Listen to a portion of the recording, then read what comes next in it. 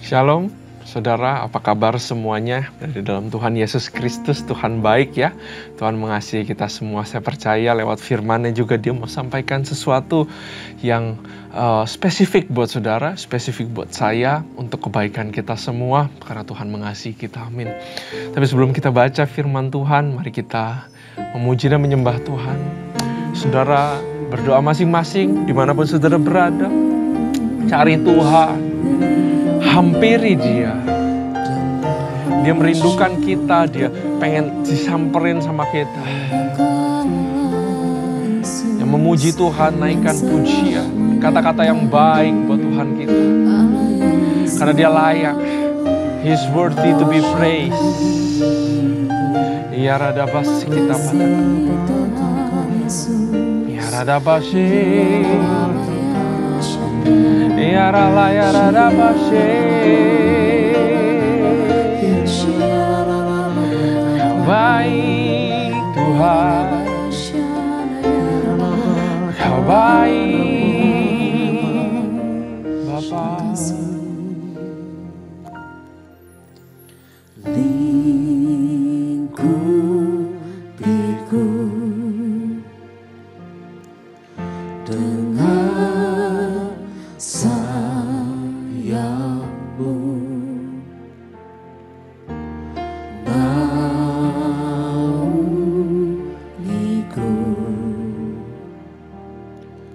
dengan kuasa-Mu.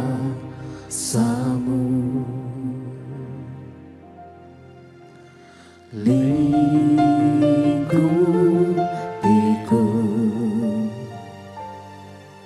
dengan sayapmu, naungiku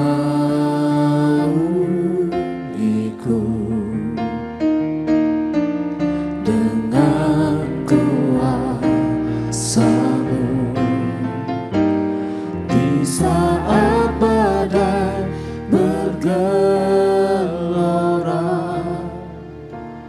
ku akan terbang bersamamu.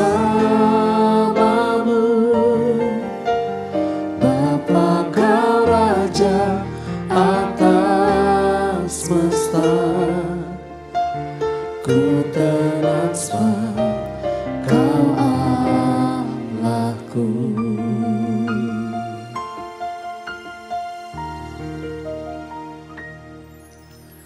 Lingkupiku dengan sayapmu,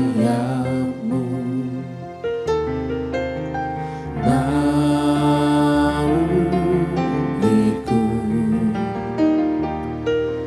dengan kuasa-Mu. Lingkupiku dengan sayapmu, naungiku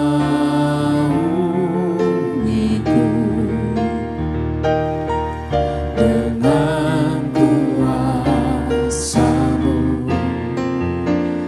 Di saat badai bergelora, ku akan terbang bersamamu. Bapa, Kau Raja atas semesta, ku tenang sebab Kau Allahku. Di saat badai bergelora, ku akan terbang bersamamu. Bapa, Kau Raja atas semesta, ku tenang sebab Kau Allahku. Di saat badai bergelora, ku akan terbang bersamamu.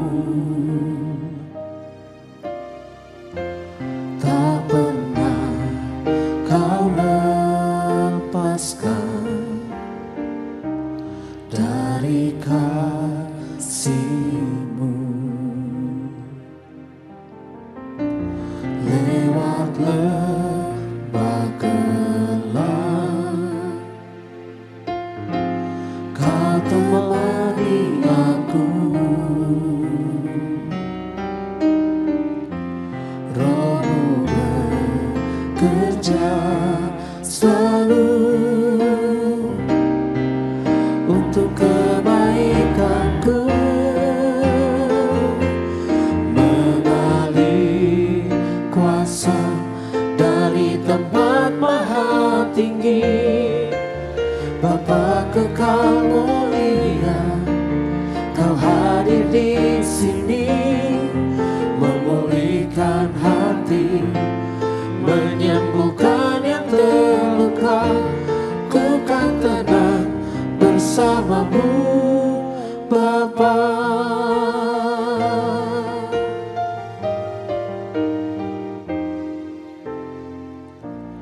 Bapa, Kau mendengar seruan hatiku, tak pernah Kau lepaskan dari kasih-Mu. Lewat lembah gelap, Kau temani aku. Roh-Mu bekerja selalu untuk kebaikanku, mengalir kuasa dari tempat maha tinggi. Bapa kekal mulia, Kau hadir di sini, memulihkan hati, menyembuhkan yang terluka. Ku kan tenang bersamamu, Bapa. Mengalir kuasa dari tempat maha tinggi. Bapa kekal mulia, Kau hadir di sini, memulihkan hati, menyembuhkan yang terluka. Ku kan tenang bersamamu, Bapa. Mengalir kuasa dari tempat maha tinggi. Bapa kekal mulia, Kau hadir di sini, memulihkan hati, menyembuhkan yang terluka. Ku kan tenang bersamamu, Bapa. Ku kan tenang bersamamu, Bapa. Ku kan tenang bersamamu, Bapa. Ku kan tenang bersamamu, kami tenang bersamamu, sebab Kau bersama kami dalam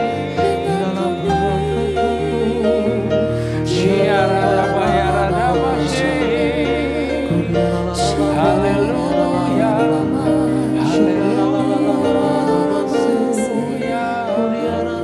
thank you Jesus. Makasih Tuhan, makasih Bapa. Berikan kami hikmat untuk dapat pewahyuan Tuhan. Urapi lidah bibir hamba-Mu, double portion Tuhan, supaya boleh menyampaikan pewahyuan firman kebenaran yang datang hanya daripada. Di dalam nama Yesus kami percaya kami telah dapat pewahyuan. Haleluya. Amin. Shalom saudara, sekali lagi ya, mari kita buka firman Tuhan di Mazmur pasal yang ke-31. Mazmur pasal ke-31 merupakan Mazmur ratapan. Jadi ada Mazmur puji-pujian, ada Mazmur berbentuk permintaan dibikin seperti lagu, ada yang pengagungan, ada banyak deh saudara ya, seperti menggambarkan memang poin-poin atau checkpoint dalam kehidupan Daud. Nah, kali ini Mazmur 31 adalah Mazmur ratapan. Tapi judulnya juga adalah aman di dalam Tuhan ya, saudara. Mari kita baca sama-sama. Mazmur pasal 31. Aman dalam tangan Tuhan. Ya, tangan Tuhan itu tangan yang kuat, saudara. Tangan yang besar. Tangan yang ajaib. Tangan yang kita butuhkan dalam hidup kita.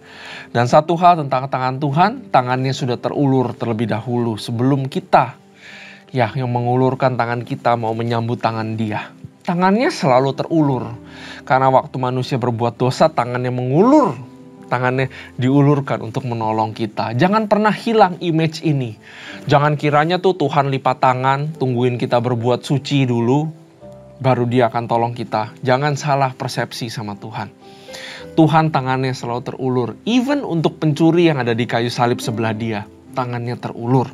Ya, jadi harus punya image yang benar dulu sebelum kita baca firman Tuhan. Bahwa Tuhan yang penuh kasih, Tuhan yang adil. Tangannya selalu terulur buat kita. Untuk pemimpin biduan, Mazmur Daud, padamu Tuhan aku berlindung. Janganlah sekali-kali aku mendapat malu. Ya, saudara bisa bayangkan bagaimana keadaan Daud saat itu. Luputkanlah aku oleh karena keadilan-Mu. Ya, kalau luputkan artinya ada seseorang yang mau menembak dia. Ya, menyerang dia. Maka disuruh luputin. Luput itu kan, nggak kena gitu. Sendengkanlah telingamu kepadaku. Ya, ternyata dalam hatinya Daud banyak perkara. Ya, mungkin ini berbicara juga tentang keadaan saudara. Bersegeralah melepaskan aku. Menggambarkan keadaan yang udah sangat terjepit sekali saudara. Jadilah bagiku gunung batu, tempat perlindungan, kubu pertahanan untuk menyelamatkan aku. Ya, terus bilang selamatkan, selamatkan, selamatkan. Sebab engkau bukit batuku dan pertahananku, dan oleh karena namamu engkau akan menuntun dan membimbing aku. Belum dapat pertolongan, tapi imannya sudah tahu pasti dapat tuntunan dan pertolongan. Itulah namanya seni meminta kepada Tuhan. Memintanya pakai iman. Memintanya bukan dengan keraguan. Tuhan tolong saya. Tuhan kira-kira tolong saya gak ya? Kalau meminta dengan iman, makanya tadi saya bilang, image tangan Tuhan itu jangan hilang. Ya, image-nya adalah dua. Satu, tangannya kuat, besar, ajaib, pasti bisa tolong kamu. Yakin dulu, Tuhan pasti bisa tolong, gak mungkin gak. Dan semua hal Dia bisa tolong. Dan image yang tangan terulur itu harus selalu kita ingat. Karena dengan itu kita gampang beriman. Bahwa saya pasti ditolong Tuhan karena Dia mengulurkan tangannya kok sebenarnya. Saya aja yang gak satu frekuensi sama Dia mungkin. Tapi tangannya selalu terulur. Karena itu berimanlah sebelum meminta. Pasti kamu dapatkan jawabannya gitu. Ya. Jadi istilahnya tuh kayak anak kecil. Anak saya itu tahu kalau mau nonton YouTube sama papanya pasti dikasih. Ya, kadang-kadang saya suka ribut sama istri. Tapi kita sudah bikin batasan yang benar. Tapi ada saat-saatnya dia bisa nonton sama saya. Anak saya tahu kalau saatnya nonton, dia tinggal duduk di sofa, dia ngomong, Daddy, ton. Dia belum bisa, 2 suku kata bisa tapi masih jarang lah. Mestinya kan nonton, Daddy, ton. Dia tahu saya pasti kasih. Di dalam hatinya gak ada keraguan, dan akhirnya saya kasih. Gitu. Ya, makanya kalau gak dikasih kan dia nangis, ya gak? Karena dia udah tahu harusnya dikasih, pasti dikasih sama papa. Meminta sama Tuhan kayak gitu. Sama kayak Daud. Belum ditolong dia bilang, oleh karena namamu engkau akan menuntun membimbing aku. Lihat, aku meminta Tuhan karena aku tahu engkau akan menuntun dan membimbing aku. Itu namanya iman. Ya. Ke dalam tanganmu lah kuserahkan nyawaku. Engkau membebaskan aku ya Tuhan Allah yang setia. Engkau membenci kepada orang-orang yang memuja berhala dan sia-sia. Tetapi aku percaya kepada Tuhan. Aku akan bersorak-sorak dan bersukacita karena kasih setiamu, sebab engkau telah menilik sengsaraku, telah memperhatikan kesesakan jiwaku, dan tidak menyerahkan aku ke tangan musuh, tetapi menegakkan kakiku di tempat yang lapang. Kasihanilah aku ya Tuhan, sebab aku merasa sesak ya. Karena sakit hati, Mengidaplah mataku, meranalah jiwa dan tubuhku. Nah, ini kemungkinan besar memang ada yang melukai hatinya Daud, ada yang mengkhianati dia. Kemungkinan sangat besar sekali Saul ya, saudara. Tapi kita tahu banyak yang mengkhianati dia. Bahkan anaknya sendiri mau kudeta, ya, Absalom. Anaknya sendiri dibunuh sama anaknya sendiri satunya lagi, ya, mungkin karena itu juga. Sebab hidupku habis dalam duka dan tahun-tahun umurku dalam keluh kesah, kekuatanku merosot karena sengsaraku dan tulang-tulangku menjadi lemah. Ingat ya saudara, di dalam duka pasti tulang menjadi kering, semangat habis. Karena itu sukacita membangkitkan kekuatan. Tetap carilah sukacita dalam hal sekecil apapun di dalam pergumulan kita. Di dalam kesesakan itu sebenarnya tetap ada titik terang yang namanya berkat Tuhan, yang saudara selalu bisa ingat kembali. Di dalam hari demi hari pasti ada hal yang saudara bisa syukuri. Dulu saya pernah kena masalah sangat berat sekali sehingga saya serasa sudah pengen mati, saudara. Dan satu-satunya yang saya bisa syukuri adalah makanan yang enak. Enak di mulut, enak di perut. Tapi abis itu ya stres lagi. Tapi momen itu saya singkirin masalah, saya mau enjoy makanan sebanyak-banyaknya. Saya bersyukur buat itu. Saya ada dapat sukacita dari situ, saudara, untuk menjalani kehidupan. Karena makanan juga adalah berkat Tuhan, ya. Jadi sekecil apapun, mari kita belajar mengucap syukur di dalam kesengsaraan. Ayat 13, aku telah hilang dari ingatan seperti orang mati, telah menjadi seperti barang yang pecah, sebab aku mendengar banyak orang berbisik-bisik, ada kegentaran dari segala pihak. Mereka bersama-sama bermufakat mencelakakan aku. Daud khawatir ya, saudara. Mereka bermaksud mencabut nyawaku, tetapi aku kepadamu percaya ya Tuhan. Aku berkata, Engkaulah Allahku. Ya, dia shout, Engkaulah Allahku. Ya, ini nanti jadi satu kata kunci juga nih, saudara. Masa hidupku ada dalam tanganmu, lepaskanlah aku dari tangan musuh-musuhku dan orang-orang yang mengejar aku. Buatlah wajahmu bercahaya atas hambamu. Selamatkanlah aku oleh kasih setiamu. Tuhan, janganlah membiarkan aku mendapat malu. Sebab aku berseru kepadamu, biarlah orang-orang fasik mendapat malu dan turun ke dunia orang mati dan bungkam. Biarlah bibir dusta menjadi keluh, yang mencaci maki orang benar dengan kecongkakan dan penghinaan.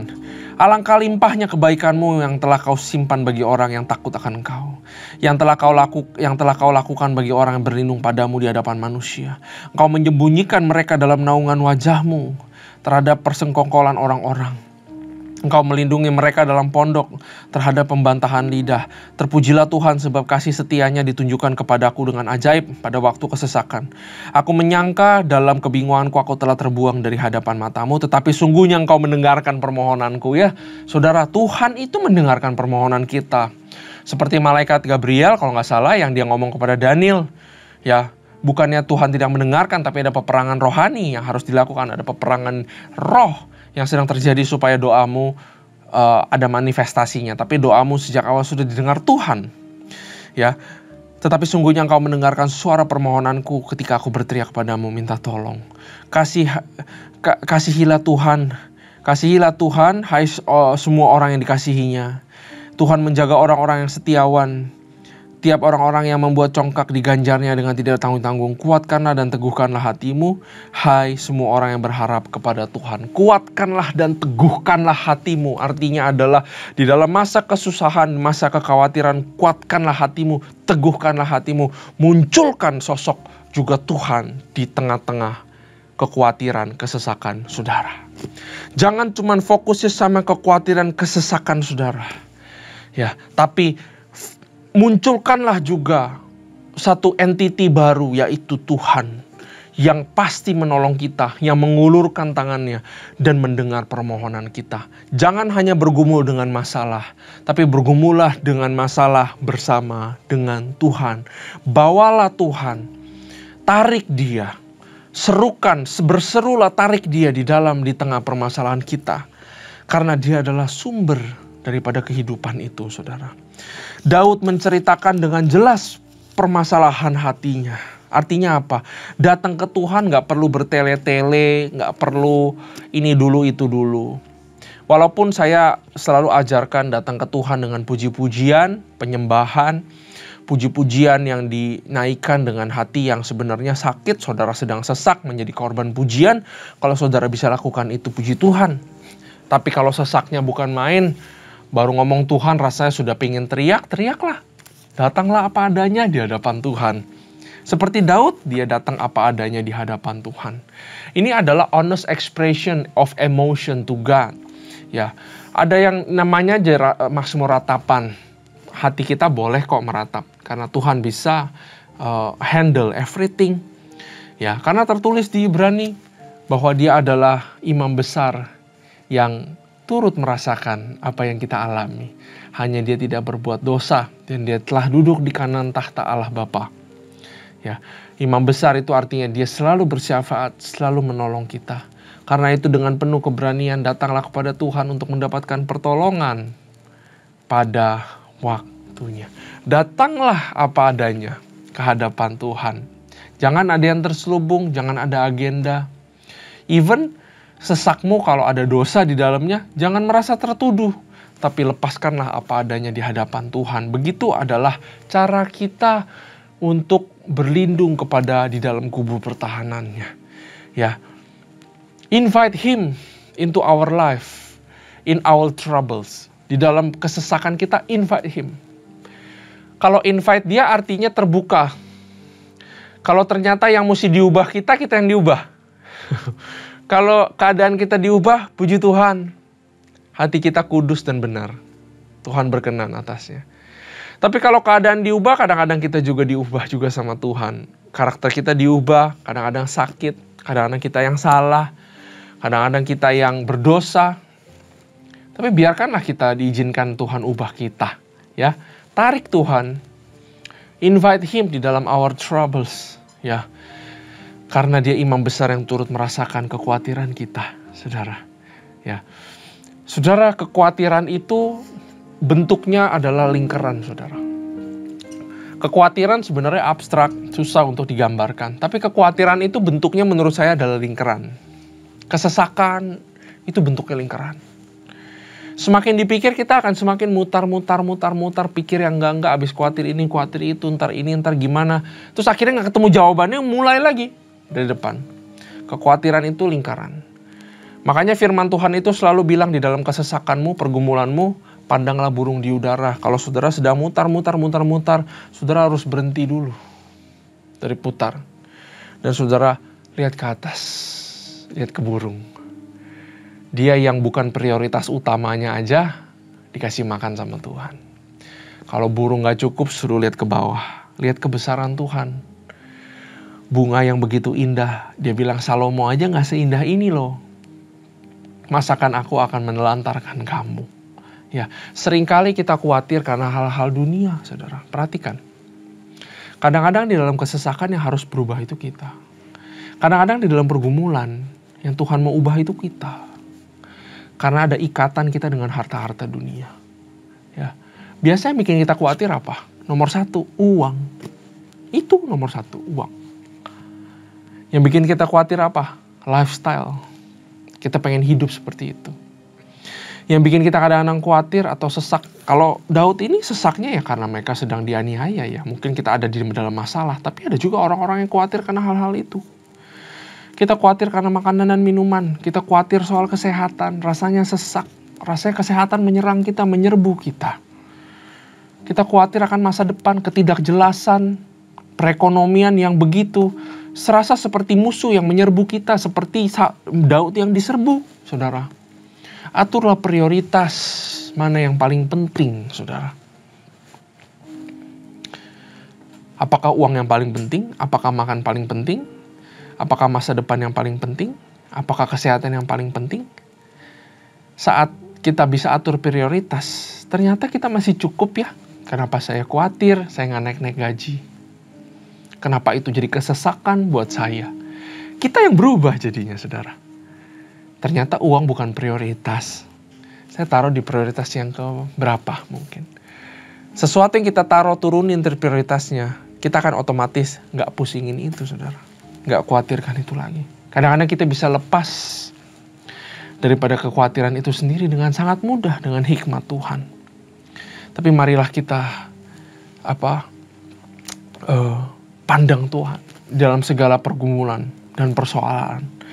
Saya percaya Tuhan pasti akan tolong saudara. Jangan takut akan segala sesuatu. Amin.